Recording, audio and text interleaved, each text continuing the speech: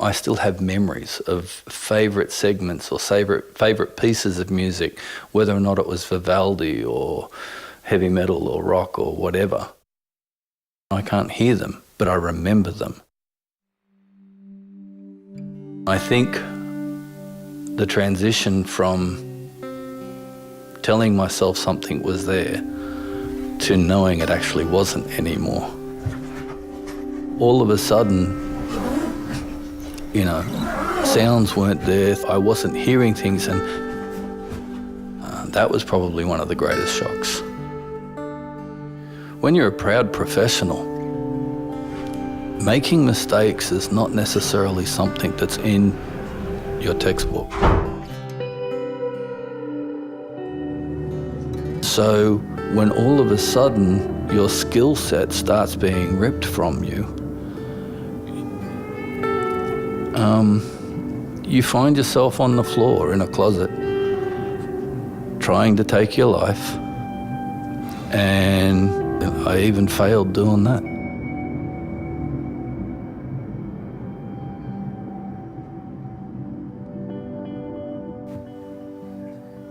When I was about 20, I booked a round the world ticket from Germany, with one of the stops being Australia. Felt like I needed to get away and start over again somewhere else. Had a wonderful childhood, but then life got a bit tough when I had to move out.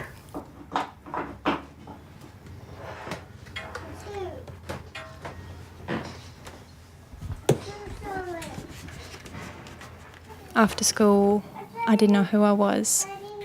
And I think it was just in the quiet, lonely times where you long to belong and you long to come home and tell someone about your day. Push, push, push. Wow, big long sausage. Can you cozy, mommy? Bye bye, darling. So as soon as I had saved enough money, I just left. And somehow, I ended up in this corner of the world.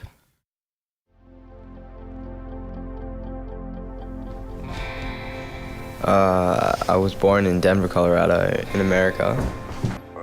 First time I came to Australia was in 2012. When we got back, I told my teacher that I was moving there, and since at that point, Mum and Dad hadn't even considered the idea, I got into trouble for telling a lie. But then a year or so later, we actually did move.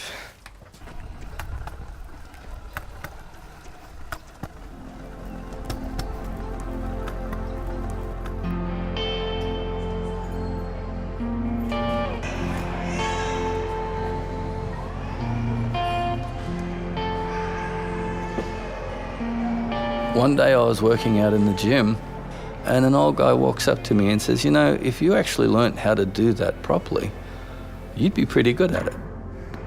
And he was particularly talking about my bench press. This guy pulled together me and he had another friend, and all of a sudden 4 of us were working out together, and the next thing you know, in the last year and a half, I had won the Australian bench press championship for a man over 50, and we were helping one of the other guys who really was helping us prepare to attempt a world record. Between the 3 of us of competing, we've all broken a national record.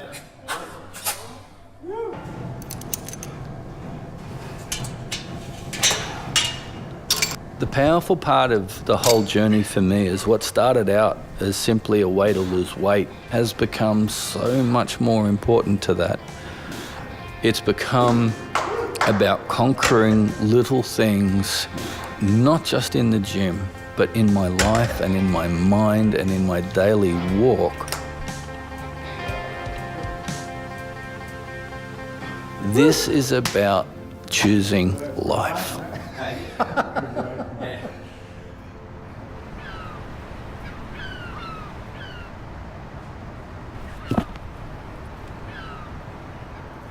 One night I randomly met this guy and he invited me and another friend to come along to Goodlife, and I wasn't a believer. I knew God was real, that God existed, but I didn't know what it meant to be loved unconditionally. And just remember walking into Goodlife for the first time and really felt like I was coming home.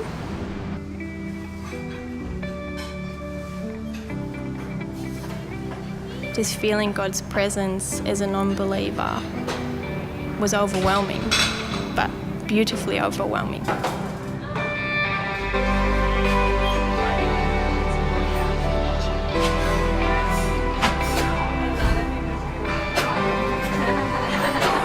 I left Germany to find somewhere else to start over again and basically run away from my past, and here I am at Goodlife.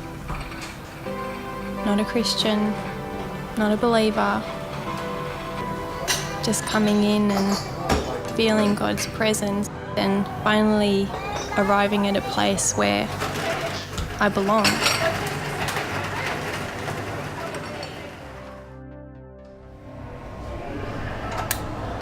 Sometimes I think the thing that makes this centre so magical is that when you're there, everybody there is keen to be a part of the bigger picture, even if they don't get what the bigger picture is.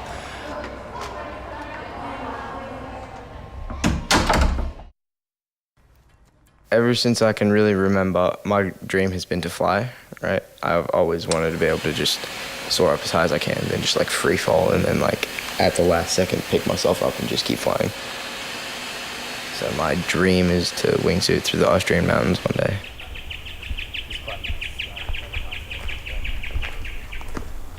I'm interested in art, but more specifically pen drawing, so like real good artist kind of pens. I guess I like drawing because it helps me kind of like peace out and forget what's going on around me. So I'll just like chuck my music on, go down to my room, just start drawing. So I call it my safe place. I feel like Goodlife is like that safe place that people can just come and chill around, kind of like me and art, I feel. I'm there pretty much every day, right? Sometimes with the youth or the cleaning or helping up at the Lifehouse. I see people connecting everywhere, discovering the safe place where they can grab a coffee or do a workout or go for a swim, and no one will be rude or harsh to them.